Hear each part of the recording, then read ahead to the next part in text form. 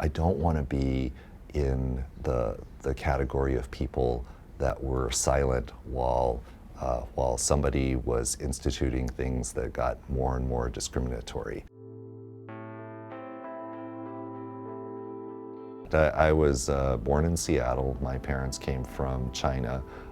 They left when the communists took over. I'm named Doug because the host family that believed in them enough and took them in, the father's name was Doug. My dad started off just parking cars, and he had been an engineer, so he had to work his way back up to understand the language and everything. But they didn't talk about that stuff with us. They just tried to let us have the most American life that we could have. How much of that personal history do you take with you as you pursue this case? Well, it's one of those things where I remember their sacrifice, and I just think about how Hawaii is a state that is the most ethnically diverse, how 20% of the people who live here are foreign-born, 20% of our workforce is foreign-born.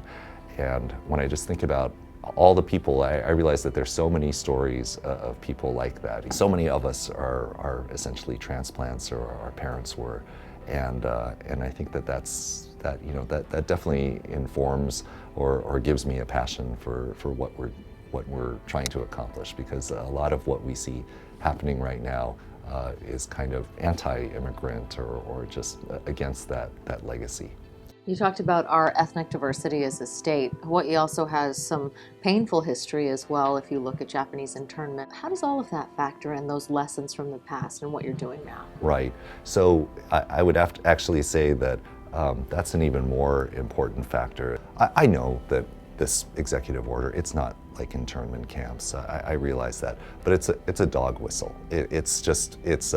It's a bad shadowing of things to come. What really motivates me is I wouldn't want to be, I don't think I could live with myself if I felt like we went down a path and we didn't speak up.